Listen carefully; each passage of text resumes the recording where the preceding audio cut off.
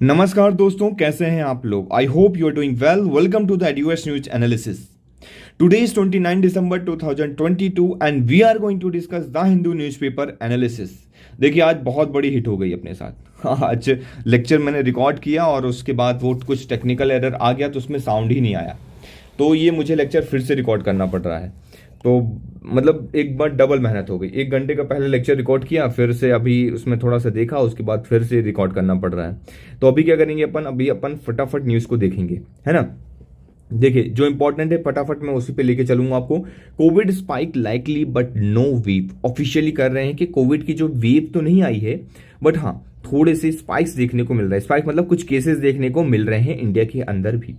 4 terrorist shot dead इन Jammu Kashmir. Jammu Kashmir police ने बताया कि 4 टेररिस्टों को उन्होंने मार गिराया है, जो कि बहुत अच्छी खबर है आप सभी लोगों के लिए, है ना।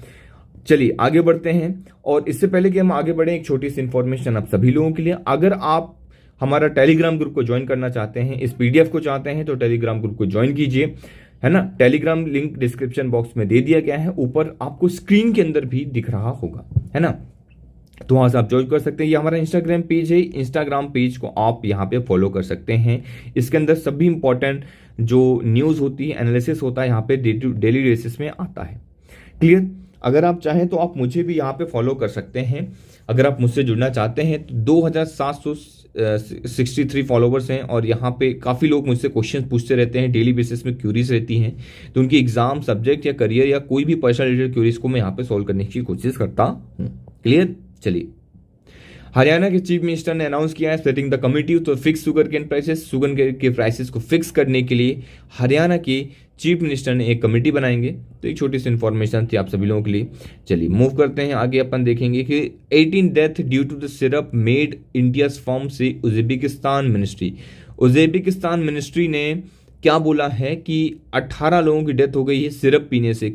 वो कहाँ की सिरप थी? हाँ, सिरप जो उनने पी है वो एक्सेसिव अमाउंट में पी है, तो वो इंडिया की फॉर्म से बनी हुई थी, ये आपको पता होना चाहिए। तो उज्बेकिस्तान कहाँ है आपको बताना है, इसकी लोकेशन के बारे में बताना है, इसकी मेंबर कंट्रीज जो बाउंड्रीज कंट्रीज हैं, उन बाउंड्रीज कंट्रीज के नाम आपको कमेंट सेक्शन के अंदर लिखना है। चलिए आगे चलते हैं। ये आर्टिकल बिल्कुल आपको याद नहीं करना है, ना ध्यान रखना है, ना इसको पढ़ना है। नेपाल की पॉलिटिक्स है, हमारे लिए बिल्कुल भी इंपॉर्टेंट नहीं है। देखिए, ये जो टर्निंग टाइड वाला आर्टिकल है ना, इसमें क्या है मैं आपको बता देता हूं। इस आर्टिकल के अंदर turning tide sliding global demand जो है हर्ट हो रही है मैन्युफैक्चरिंग कॉस्ट में। तो मैन्युफैक्चरिंग जो है बहुत तेज हर्ट हुआ। तो इंडिया का जो मैन्युफैक्चरिंग था, हमने प्रीवियस आर्टिकल्स के अंदर भी डिस्कस किया हुआ है पहले कि 17% जो है हमारा एक्सपोर्ट जो है डाउन चला गया था, डाउनफॉल हुआ था 17% का। अब उसमें थोड़ा थोड़ा इंक्रीमेंट देखने को मिल रहा है, 0.6% इंक्रीमेंट देखने को मिला है ना। बस इसको याद रखना है, हल्का हल्का इन्फॉर्मेशन है। डेली बेसिस में जैसे भी आता रहेगा, मंथली बेसिस में निकलता है, तो मैं आपको बताता रहूंगा कि नवंबर में कितना हुआ, दिसंबर में कितना हुआ, तो एक रफ आइडिया आपको होना चाहिए बस, है ना। $32 बिलियन जो एक्सपोर्ट हमारा रिकवर हो चुका है, तक पहुंच चुका है 29.8 बिलियन डॉलर से। तो ये अमाउंट भी थोड़ा सा आप ध्यान रखेंगे माइंड में, एक अप्रोक्सीमेशन अमाउंट। क्लियर। चलिए, अब अगर आप देख पा रहे होंगे लो वेजेस। अब लो वेजेस जो है बहुत ही ज़्यादा कंसर्न वाला बात है, मैं आपको बता दूं। यहां पे सबसे इंपॉर्टेंट जो चीज है, अगर आप देखेंगे, मनरेगा के अंदर काम मिल रहा है, सर काम तो मिल रहा है एमजी नरेगा के अंदर, लेकिन सर पैसे नहीं मिल रहे हैं। लेकिन हम काम का क्या करेंगे, हमें तो पैसा भी चाहिए। बहुत इंपॉर्टेंट हो जाता है ये पॉइंट कि मनरेगा का जब भी नेगेटिव पॉइंट लिखने के लिए आए तो आप बता दीजिए कि अभी तक काम नहीं मिला है, मतलब काम तो मिल गया है लेकिन पैसा नहीं मिला है। कैसे? वेजेस की डिले बहुत ज़्यादा हो रही। लिपटेक करके जो है, लिपटेक इंडिया ने एक फाउंड के एक इंफॉर्मेशन निकाली है, एक तरीके से कर रही है, एक रिपोर्ट निकाली है जिसके अंदर 2744 करोड़ रुपए, 2744 करोड़ रुपीस जो है still due to workers for the work done since December 26, 2021। 26 दिसंबर 2021 में जिन्होंने काम किया था उनको आज तक पेमेंट नहीं दी गई है। आप सोचिए कितनी बड़ी बात है कि 26 दिसंबर 2021 में जिन्होंने काम किया था उन्हें आज तक पेमेंट नहीं मिली है। और ये एक दो लोग नहीं हैं, ये इतने सारे लोग हैं कि उनका पूरा पैसा जोड़ा जाए तो 2744 करोड़ रुपए होते हैं, 2744 करोड़ रुपीस होते हैं। ये लिपटेक इंडिया की रिपोर्ट है। सोचिए कितनी बड़ी बात है ये चीज। अगर इस तरीके से होगा तो क्या बताइए, अगर आपसे काम करवा लिया जाए लेकिन आपको पैसा ना दिया जाए तो क्या आप अगेन फिर से वहां पे काम करने जाएंगे? नहीं जाएंगे, बिल्कुल नहीं जाने वाले आप लोग। वही चीज यहां पे भी हुई है, वही रिजल्ट निकल के आया। क्या रिजल्ट निकल के आया है कि 2021 में पेंडेमिक के समय में अगर देखने को मिला था, बिफोर पेंडेमिक की बात करता हूं मैं, तो 77 lakh during the pandemic year में काम कर रहे थे लोग, और करंट फाइनेंशियल ईयर की बात करता हूं तो 16 लाख लोग काम कर रहे हैं। तो 77 लाख लोग जो काम कर रहे थे उसमें से कितने पहुंच गए? 16 लाख लोग हो गए। सोचिए कितनी भारी मात्रा में गिरावट देखने को मिली है, और ये और तेजी से गिरावट अभी भी चल रही है। तो current number of the shortfall or the 49.2% lakh household which availed the scheme of the COVID-19 year last year। तो 49.25 लाख हाउसहोल्ड जो है जो इस स्कीम से फायदा उठा रहे थे, अब इस स्कीम से फायदा नहीं उठा रहे। देखिए स्कीम कितनी भी अच्छी हो, मैं आपको बता दूं स्कीम, कोई भी स्कीम कितनी भी अच्छी हो, लेकिन अगर उसका इंप्लीमेंटेशन अच्छे से नहीं होता है तो स्कीम के होने नहीं होने से, बनने से, कितना अच्छे होने से कोई फर्क नहीं पड़ता है। ये चीजें आपको याद रखना है, ध्यान में रखना है। क्लियर? वेजेस का डिले जो है एक बहुत बड़ी जो है क्रॉनिक प्रॉब्लम है, ये आपको ध्यान में रखना चाहिए, है ना। जब भी नेगेटिव पॉइंट लिखने के लिए आए तो आप इसे मेंशन कर सकते हैं। क्या? कि wages delay have been a chronic problem with the मनरेगा, है ना। तो मनरेगा की सबसे बड़ी जो प्रॉब्लम है वो क्या है? वेज का डिले होना। ये पहली बार नहीं हुआ है, ऐसा पहले भी कई बार हो चुका है ना। तो इसलिए इसको आवश्यकता है कि हम इसके ऊपर वर्क करें। क्लियर? ये आपको याद रखना है। चलिए नेक्स्ट आर्टिकल के अंदर मूव करते हैं, क्रक्स समझाने की कोशिश करूंगा, है ना। चलिए इसको हम लोग थोड़ा सा रफ कर लेते हैं फटाफट पहले, जिससे आपको समझाने में ना इजी हो। क्योंकि हमने एक बार तो मैं पहले समझा ही चुका हूं, बट कोई बात नहीं, है ना। देखिए ग्राफ राफ बनाया था ना, तो मैं आपको क्या करूंगा, ग्राफ की मदद से यहाँ पर समझाऊंगा। सोचिए हम इतना टेक्निकल जाने वाले हैं, इस तरीके से समझने वाले हैं कि एग्जामिनर बोलेगा सर क्या क्या बात है, क्या बात है ना। अब आपको एक क्लिप दिख रहा होगा, आपको मैं सबसे पहले इस आर्टिकल को शुरू करने से पहले एक क्लिप दिखाता हूं, है ना। उसके बाद हम इस आर्टिकल की ओर मूव करेंगे। चलिए तो अभी आप जाकर जनसंख्या नियंत्रण बिल आज करें, मनाइए कि सब ठीक हो। अब पहले तो काउंटर हम पर बहुत होगा, इनको लेके भी काउंटर करेंगे, हमको 4 बच्चों को लेके भी करेंगे, तो मेरे पास उसका लंबा अच्छा खासा जवाब है कि मैं क्यों, एक पिता दे रहा है जिसके 4 बच्चे हैं, वो क्यों ये बिल ला रहा है। Understand that. और क्या आने वाली जो भी घाव करना इन लोग करें, हम पे आरोप प्रत्यारोप होगा, लेट देम ट्रोल। अभी आपके शो के बाद ट्रोलिंग शुरू हो जाएगी, आई डोंट केयर। पीछे मान लीजिए कुछ गलतियां हो गई, इसका मतलब तो ये नहीं कि हम आगे भी गलतियां करते रहेंगे। हमारे देश का फ्यूचर, हम कहते हैं ना कि कभी तो जागना पड़ेगा। नहीं गलती नहीं रह लो, उनकी गलती ना कहब। कांग्रेस नहीं अगर बिल लाती, हमको मालूम होता, कांग्रेस लॉ रहता तो हम नहीं करते बच्चा भाई। काहे गलती बोला? कांग्रेस के लोग दोषी हैं इसके लिए। भाई सरकार थी, कानून लॉ उनके पास था, वी वर अवेयर। हम लोग तो बच्चे, हम लोग तो खेलते कूदते अंगड़ाई ले रहे थे जीवन, हम लोग के काम मालूम रहे हो। आई होप अब तक आप लोगों ने एक फनी सी क्लिप देख ली होगी, है ना। तो India must build awareness on the population control. आपको समझ में आ गया होगा कि हम किस बारे में बात कर रहे हैं। हम बात कर रहे हैं पॉपुलेशन कंट्रोल के बारे में, है ना। प्राइवेट मेंबर बिल लोकसभा के अंदर पेश किया है, किसने? रवि किशन और निशाकांत दुबे ने। अब इन्होंने इंट्रोड्यूस किया है लोकसभा के अंदर प्राइवेट मेंबर बिल। एम क्या है इनका? Population control in India. Population को कंट्रोल करेंगे, लेकिन इंडिया की राइजिंग पॉपुलेशन की, अब जो इंडिया की जो पॉपुलेशन राइज हो रही है, ये आज की प्रॉब्लम नहीं है। द डिबेट आज की नहीं है, it's a long problem, it's a long debate. First nation address the population problem, हम कब से एड्रेस कर रहे हैं? 1951 से। और ऐसा नहीं है कि हमने एड्रेस नहीं किया है सर, हमने एड्रेस भी किया हुआ है। आप ध्यान से देखेंगे, रिपोर्ट आती है, नेशनल फैमिली हेल्थ सर्विस की रिपोर्ट आती है, और बहुत सारी ऐसी रिपोर्ट निकलती है जिसके तहत हमें ये बताया जाता है कि जो इंडिया की rise of the India population है पिछले 70 साल के अंदर, जो उनकी फर्टिलिटी रेट है, इंडिया टोटल फर्टिलिटी रेट जो है काफी तेजी से डिक्लाइन देखने को मिला है। 1950 में हमारा TFR था, टोटल फर्टिलिटी रेट था, वो कितना था? 5.9%। और नाउ कितना है 2%। Fifth round national family health survey की रिपोर्ट के अनुसार ये चीज है। इस डेटा को यूज करना है आंसर राइटिंग के अंदर, डेटा को लिख लेना है आपके नोट्स के अंदर, नोट्स बनाइए, पॉपुलेशन वाला टॉपिक लिख लिए, ये सारे डेटा को पुट कर लीजिए। 5.9% कितना कब था, 5.9% 1950 के अंदर, याद रख लीजिए 50 है 5.9% अप्रोक्सीमेटली, ठीक है। फिर क्या करेंगे, फिर 2% कितना है अभी अप्रोक्सीमेटली कितना लेवल 90 रिप्लेसमेंट लेवल के अंदर, ये आपको याद रखना है। 1970 के बाद डिक्लाइन बहुत तेजी से देखने को मिला है।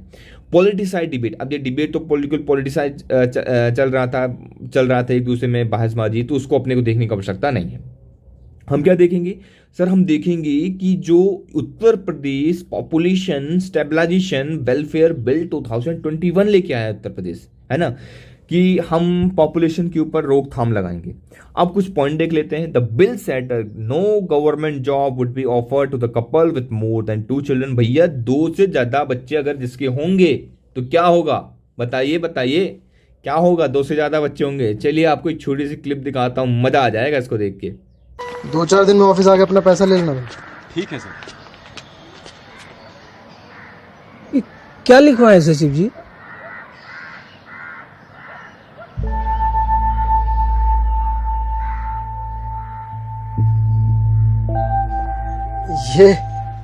ये तो बता ऐसे ही सरकारी काम क्या है जी? हम अपने से थोड़े ना कुछ लिखे हैं, वो तो जैसे सचिव जी बोले थे बस वैसे लिख दिए हैं।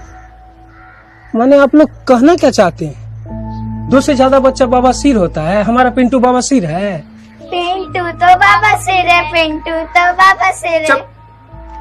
पापा ये बाबा सिर का मतलब क्या होता है? कुछ नहीं बेटा, बाबा सिर का मतलब लेमन जूस होता है। गांव वालों को ना बाबा सिर शब्द से थोड़ा प्रॉब्लम है, तो उसके जगह कोई दूसरा बीमारी। गजब पति आते हैं भैया।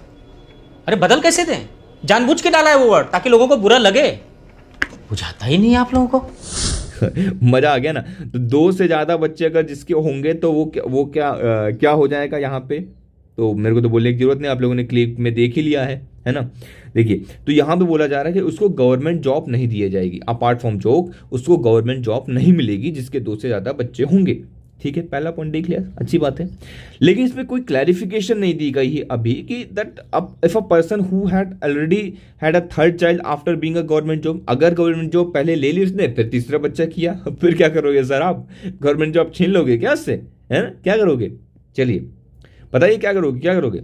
अब दूसरा पॉइंट है, दूसरा बड़ा पॉइंट है कि सर किसी के 2 बच्चे हैं पहले से, सपोज 2 बच्चे हैं, लेकिन उसकी वाइफ की डेथ हो गई या उसके हस्बैंड की डेथ हो गई, उसने फिर से शादी कर ली। अब उसके जो 2 बच्चे हैं बहुत छोटे छोटे थे, अब उसने डबल शादी कर ली या किसी वजह से भी उससे दूसरी शादी की और उससे दूसरी मतलब स्पाउस से उसको एक और बच्चा हुआ, तो क्या वो 3 बच्चे माने जाएंगे या उसका 1 बच्चा अलग, 2 बच्चे अलग माने जाएंगे? उस केस में आप क्या करोगे? या फिर जुड़वा हो गया तो आप क्या करोगे, है ना? 1 बच्चा पहला हुआ, फिर दूसरे के बारे में 2 जुड़वा बच्चा हो गए। अब इस केस में आप क्या करोगे? तो एक बहुत बड़ा अभी तक क्वेश्चन मार्क है जिसका कोई अभी तक सॉल्यूशन नहीं आया है। जब भी आएगा तो हम डिस्कस करेंगे, है ना? तो इस बिल के अंदर ये प्रावधान है, ये कमियां हैं बिल की जो मैं आपको बता रहा हूं, है ना? चलिए फिर it should not happen that speed of the population growth or the percentage of the some community is high. We stabilize the population of the मूल निवासी native through the awareness and enforcement. जरूरी है कि आप लोग क्या करिए, awareness campaign करिए, अवेयरनेस प्रोग्राम से ही चीज़ों को सुधारने की कोशिश करिए, ना कि फोर्सफुली। अब कुछ डेटा पहले देखते हैं हम। देखिए यहाँ पे मैं डेटा आपको बताता हूँ, मैं क्या करता हूँ आप लोगों को अच्छे से बताता हूँ। तो चलिए और अच्छे से अभी आपको क्लियर करता हूँ। आप देखिए, ध्यान से देखिए, इसको थोड़ा सा इसका ऐसा कर लेते हैं, ठीक है ना? आप देखिए, आपको ये हमारा ग्राफ हो गया, है ना? इस ग्राफ को ध्यान से देखेंगे, इसके बाद आपको बिल्कुल कभी जीवन में समझने की आवश्यकता नहीं पड़ेगी। इस ग्राफ को देखने के बाद, इस यहाँ पे समझने के बाद, इधर क्या है, ग्रोथ रेट या फिर फर्टिलिटी रेट हो गया इस लाइन के ऊपर, और ये हो गया ईयर या टाइम पीरियड, है ना? अभी मैं आपको बताता हूं, ये ऊपर वाली लाइन जो है वो किसकी है? मुस्लिम की है, और ध्यान से देखिए, ये नीचे वाली लाइन जो है किसकी है, एक मिनट और अच्छे से दिखाता हूं दोनों को मैं। ये ऊपर वाली लाइन जो है ये मुस्लिम की हो गई, और ये नीचे वाली लाइन जो है वो किसकी हो गई,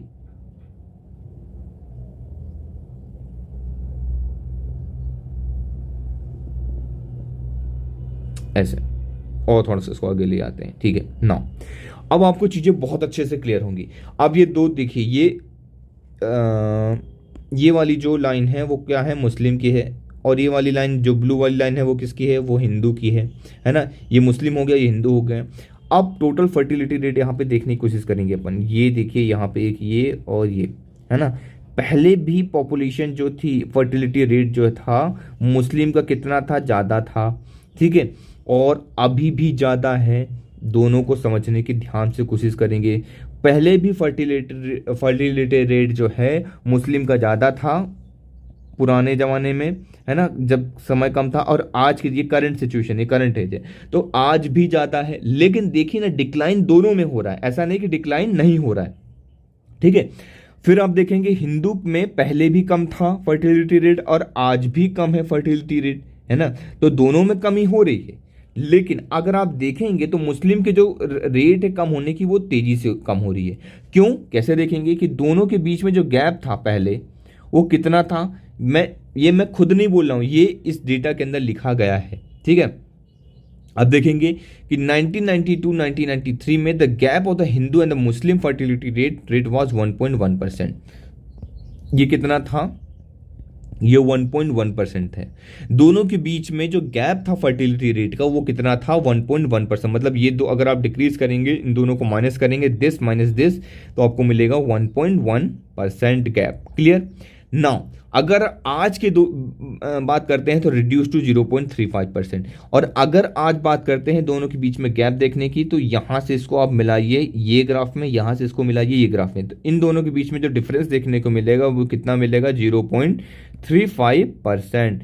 तो आई होप चीज़ें आपको क्लियर हो रही होंगी कि किस तरीके से 1.1% से 0.35% तक ये जो है पहुँच चुका है। क्लियर हो गया बात आपको। आई होप चीज़ें आपको क्लियर हो रही होंगी। चलिए आगे मूव करते हैं, है ना। तो फर्टिलिटी रेट जो है डिक्लाइन हो रहा है, दोनों में डिक्लाइन हुआ है, ये आप लोगों ने देख लिया, है ना। फॉर इंस्टेंस उत्तर प्रदेश, फिर अलग अलग जगह का दिया गया कि उत्तर प्रदेश का कितना है ना, यहाँ का कितना है, वहाँ कितना है, तो वो बस याद नहीं रखना है, बस एक बार नज़र मार सकते हैं अगर आप चाहें तो, है ना। तो फर्टिलिटी रेट हमने आपको समझा दिया। फिर इंडिया की टोटल जो फर्टिलिटी रेट है, आप अगर देख पा रहे होंगे कि total fertility rate fell from 4.5% in 1981 to 1.4% in 2011। कहाँ पे, जम्मू कश्मीर के अंदर, ये चीज़ बताया गया है ना। फिर अलग अलग जगह का दिया गया कि 20% पॉपुलेशन जो है मुस्लिम पॉपुलेशन है, कहाँ पे, यूपी के अंदर, है ना। वहाँ पे जो TFR था 5.8% था, जहाँ से 1981 में वो 2.7% हो गया 2011 के अंदर, है ना। मुस्लिम पॉपुलेशन जो है 33% है, कहाँ पे बताइए, आसाम के अंदर। जी हाँ, आसाम के अंदर 33% जो पॉपुलेशन है वो मुस्लिम पॉपुलेशन है। वहाँ की जो फर्टिलिटी रेट थी वो अभी कहाँ है, 1.9% है। तो ये डिक्लाइन काफ़ी जगह, हर जगह देखने को मिला है। इंडिया की जो टोटल फर्टिलिटी रेट है वो 2% है, ये आपको याद रखना है। India total fertility rate was 2%, even lower than the replacement level, lower than replacement level से भी कम हो रही है। ये भी चीज़ें आपको याद रखनी है, ठीक है। India does not need a law for the force population control. Clear.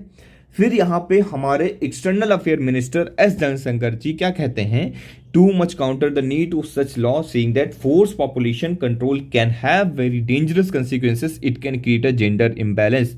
अगर फोर्स पॉपुलेशन लेके आया जाता है, लॉ ऐसा लेके आ जाता है, तो उसकी वजह से जेंडर इम्बैलेंस देखने को मिल सकता है, ये ऐसा स्टेटमेंट कह रहा है। तो इस स्टेटमेंट को भी आपको लिख लेना है, नोट्स में ऐड कर लेना है।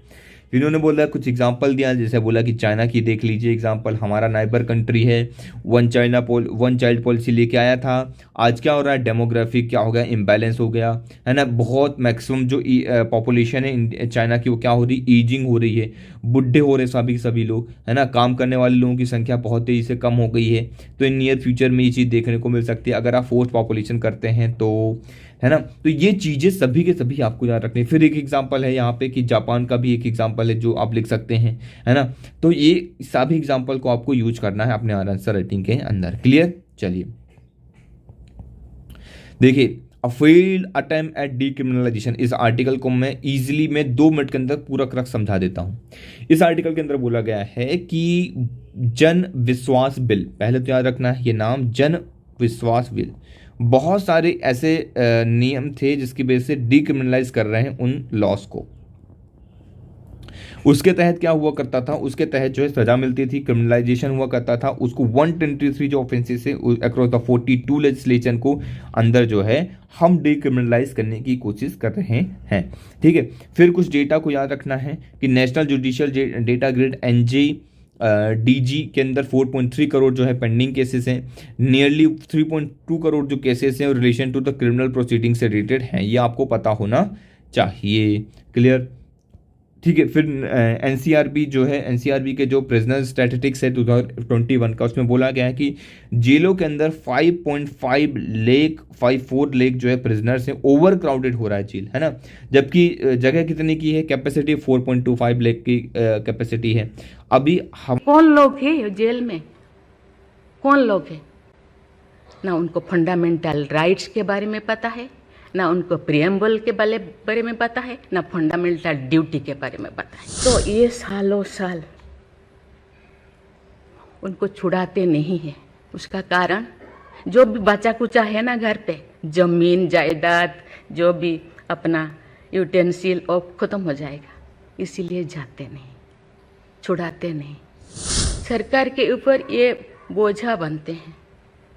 हम उनको, ये तो अभी तो ह्यूमन राइट्स भी है, आके उनको हम स्किल्ड करा सकते हैं। बाहर भी वो आना नहीं चाहते क्योंकि बाहर आके समाज उनको बुरा मानेगा। चलिए, जन विश्वास bill, air act, information environment protection act, forest act, drug act, cosmetic act, ये सारे एक्ट की जो क्रिमिनल एक्ट हैं, इसके अंदर क्रिमिनल ऑफेंस है, इसको डीक्रिमिनलाइजेशन की बात चल रही है। तो जैसे जैसे इसके ऊपर निकल के आएंगे तो वो हम चीज़ें देखेंगे। फिर एक डेटा याद रख सकते हैं कि ORF ने बोला, ऑब्जर्वर रिसर्च फाउंडेशन, बहुत इंपॉर्टेंट हो जाता है। एक इसकी वेबसाइट भी है, अगर आप चाहें तो वहाँ पे जाके वेरियस इंपॉर्टेंट आर्टिकल्स आते हैं तो रीड कर सकते हैं। IR से रिलेटेड ये काफ़ी आर्टिकल्स लिखते हैं, यहाँ पे अब पोस्ट होते रहते हैं तो आप इसे देख सकते हैं। Jail for doing the businesses found that there are more than 26,134 imprisonment हो रहे हैं। किस वजह से? टोटल 843 इकोनॉमिकल लेजिस्लेशन की वजह से। इकोनॉमिक्स में थोड़ा सा फ्रॉड हो गया कुछ, इसकी वजह से उसको क्रिमिनल ऑफेंस बता दिया गया, है ना। तो अभी जरूरत है इसके ऊपर हमें संशोधन करने की। क्लियर? और हमारे क्रिमिनल जस्टिस सिस्टम को और सुधारने की आवश्यकता है। क्लियर? चलिए, what is the proposal to ban the sale of the single cigarette? जी हाँ, बैन होने वाला है आपका सिंगल सिगरेट। अगर जो लोग सिंगल सिगरेट पी रहे हैं वो अब नहीं पी पाएंगे सिंगल सिगरेट, है ना। अब उनको डब्बा लेना पड़ेगा। सर कैसे, ये क्यों हो रहा है सर, ऐसा क्यों हो रहा है, आप बताइए ना। चलिए बताते हैं। अब अगर आप देखेंगे कि जो यंग एज के बच्चे थे, अब यंग एज के बच्चे क्या करते हैं कि उनके पास ज़्यादा पैसा तो होता नहीं है, लेकिन अगर उनको सिगरेट पीने की लत लग रही है या ऐसा कुछ हो रहा है तो वो एक एक सिगरेट जाके खरीद लेंगे, है ना। अभी एक एक सिगरेट जो है बिकना बंद हो जाएगी, अब उसके ऊपर बैन लग जाएगा। ऐसा कौन कर रहा है? हेल्थ एंड फैमिली वेलफेयर जो एक कमेटी बनाई है, पार्लियामेंट्री स्टैंडिंग कमेटी है on health and family welfare, उन्होंने लेटेस्ट रिपोर्ट निकाली अबाउट द कैंसर मैनेजमेंट, है ना। उसके तहत ban on the sale of single stick cigarette जो है ये चीज़ चला। Government increase tax on all the tobacco products के अंदर अब रेट भी बढ़ने वाले हैं, टैक्स इंक्रीज कर देगी। And utilize the acquired revenue for the cancer prevention and awareness campaign के ऊपर, इसके ऊपर वर्क करेगी वहाँ से पैसा लेके, है ना। तो ये गवर्नमेंट का एम है। क्या होता है कि जो बच्चे रिसेंटली जो यंग एज के होते हैं उनके पास पॉकेट मनी इतनी तो नहीं होती है, बहुत सारी जगह ऐसा होता है पॉकेट मनी इतनी नहीं होती कि पूरा पूरा डब्बा खरीद ले, 100 रुपये का डब्बा, 150 रुपये का डब्बा खरीद ले, लेकिन हाँ वो एक एक सिगरेट तो जरूर खरीद सकते हैं, इसीलिए बैन लग रहा है। तो अगर इसके ऊपर बैन लग जाएगा तो वो एक एक सिगरेट जो है नहीं खरीद पाएंगे। क्लियर हुआ बात आपको?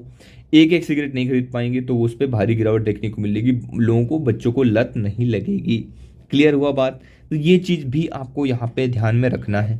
साथ ही साथ आप लोग देखेंगे कोई कहीं जा रहा, थोड़ा सा क्या हुआ कि उस पर उसको तलब लगी तलब तलब तलब, और जाके क्या कर लिया उसने, एक सिगरेट लिया और पी लिया, ख़त्म कर दिया, है ना। घर पे नहीं ले जा सकता क्योंकि घर पे क्या है, देख लेंगे लोग, तो ऐसा भी होता है। तो वो एक एक सिगरेट बाहर खरीद के, अब उसको पूरा का पूरा डब्बा लेना पड़ेगा। तो अब वो डब्बा लेगा तो बड़ी प्रॉब्लम में आ जाएगा, उसको कि घर लेके जाना है, तो फिर वो छुपाएगा या कुछ ना कुछ करेगा इस तरीके से, है ना, या फिर वो नहीं लेगा, अवॉइड करेगा एक एक सिगरेट लेने में। तो ये चीज़ें जो है देखने को मिल सकती हैं। क्लियर। फिर एक रिपोर्ट याद रख लीजिए, द लैंसेट करके रिपोर्ट है, द लैंसेट एक रिपोर्ट निकालता है, उन्होंने एडिटोरियल लिखा था 2020 से, दैट बाय 2030 तक 7 मिलियन जो है एनुअल डेथ होगी, किस बेसिस, सिर्फ और सिर्फ स्मोकिंग की वजह से, मिडिल इनकम कंट्रीज के अंदर लो और मिडिल इनकम कंट्रीज के अंदर, ये आपको याद रखना है। क्लियर। चलिए देखिए, अब ये छोटी सी इन्फॉर्मेशन आप लोग पढ़ सकते हैं, इसको रीड कर सकते हैं। साथ साथ देखिए, ये बहुत डिटेल में डिस्कस किया था, बट मैं आपको क्या करूँगा, इसको थोड़ा सा करक समझाऊंगा कि जो एक्सीडेंट हो रहे हैं वो बहुत ज़्यादा तेज़ी से बढ़ रहे हैं। 1.9% जो है एक्सीडेंट जो है तेज़ी से देखने को मिले हैं, है ना। मैंने टिक कर लिया है यहाँ पे। तो आपको क्या करना है, आप डायरेक्टली इसको एक बार रीड कर लीजिए, बहुत हेल्पफुल रहेगा आप सभी लोगों के लिए कि एक्सीडेंट कैसे तेज़ी से बढ़ रहा है। एक्सीडेंट के केस जो हैं बहुत तेज़ी से देखने को मिल रहा है, बढ़ रहे हैं, ये रिपोर्ट में बोला जा रहा है। ठीक है, देखिए 1.9% ये बढ़ गया है। फिर यहाँ पे बोला गया कि कितने केसेस हो रहे हैं, फिर कितने बढ़ गए हैं, है ना। ये डेटा याद रखने की आवश्यकता नहीं है, बट हाँ ये चीज़ आप थोड़ा थोड़ा याद रख सकते हैं। फिर किस वजह से बढ़ रहा है, जब फिर अलग अलग यहाँ पे बताया गया है, रीजन बताया गया कि स्पीडिंग की वजह से जो है 69.6% एक्सीडेंट हुए हैं, 52 एक्सीडेंट जो है रॉन्ग साइड में चलने की वजह से हुए हैं। जंपिंग की वजह से अगर आप देखेंगे यहाँ पे देखिए, जंपिंग ट्रैफिक को जंप करने की वजह से 0.5% एक्सीडेंट हुए हैं, है ना। 40% जो एक्सीडेंट डेथ हो रहे हैं यहाँ पे बताया गया 2 व्हीलर्स का हो रहा है ना। और 16.9% जो है पेडेस्ट्रियन जो चल रहा है उनका हो रहा है। ये ग्राफ देख सकते हैं रिसेंटली कि एक्सीडेंट जो केसेस हैं वो बस घट तो रहे नहीं, बढ़ते जा रहे, थोड़ा सा घटा था फिर बढ़ रहा। और 2020 में क्या कोविड की वजह से ये चीज़ घटी थी, फिर ये तेज़ी से देखने को मिल गया बढ़ते हुए, है ना। कोविड गया और ये केसेस देखने को मिल गया तेज़ी से, रोड ट्रेजेडी कितना तेज़ी से बढ़ रहा है और लोगों की डेथ हो रही है बहुत ज़्यादा, है ना। तो अगर आप लोग भी क्या करना है, आपको करना ये है कि प्रॉपर तरीके से चीज़ों को फॉलो करना है, रूल्स को फॉलो करना है ना। तो एक्सीडेंट कम होंगे, है ना। जैसा कि डेटा ही बता रहा है, ऐसा नहीं कि मैं अपने मन से बना के बोल रहा हूँ, डेटा ही ये सारी चीज़ें बता रहा है। अलग अलग स्टेट के अंदर बताया कहाँ पे कितना एक्सीडेंट कैसे देखने को मिला है। तो हेलमेट का यूज कीजिए, ट्रैफिक सिग्नल्स को फॉलो कीजिए, है ना, ट्रैफिक लाइट्स वगैरह को फॉलो कीजिए, प्रॉपर रूल से चलिए, स्पीड लिमिट मत बढ़ाइए। ये सारी चीज़ें करते हैं तो देखने को मिलेगा एक्सीडेंट जो है बहुत कम देखने को मिल सकते हैं। किल्ड 100 एक्सीडेंट, जो 100 एक्सीडेंट होते हैं उनमें से पहले 33 लोगों की डेथ होती थी, 33.7 लोगों की डेथ होती थी एवरेज 2019 के अंदर। वो इंक्रीज होकर 37.3% हो चुका है 2021 के अंदर। तो ये चीज़ भी आपको यहाँ पे याद रखनी है। Clear. Eklavya teacher receive training, computer science के अंदर उन्हें ट्रेनिंग दी जाएगी एकलव्य टीचर्स को, है ना। तो ये चीज़ इन्फॉर्मेशन है, छोटी सी इन्फॉर्मेशन, फ्यूचर इंजीनियरिंग छात्रों को अच्छा टेक्नोलॉजिकल करने के लिए प्रवीण कुमार श्रीवास्तव जी को अपॉइंट किया गया है यहाँ पे एक्टिंग CBC। ये भी चीज़ आपको यहाँ पे याद रखनी है। आई होप चीज़ें क्लियर हो गई होंगी आपको। और आज का डिस्कशन कैसा लगा कमेंट सेक्शन के अंदर बताना है। देखिए बहुत मेहनत लगती है, दो बार इसको आज तो रिकॉर्ड करना पड़ गया, तो बहुत ज़्यादा मेहनत लग गई इसके अंदर, पर कोई बात नहीं, आप लोगों के लिए बिल्कुल करेंगे मेहनत हम लोग। बस आपको क्या करना है कि आपको बस इसको मैक्सिमम लोगों तक पहुंचाना है, शेयर करना है, लाइक करना है, कमेंट करना है और अच्छा प्यारा सा कमेंट कर लीजिए। हर क्वेश्चन का आंसर देने की कोशिश करेंगे आप लोग। चलिए कल फिर आपसे मुलाकात होती है और तब तक के लिए thank you very much for the discussion.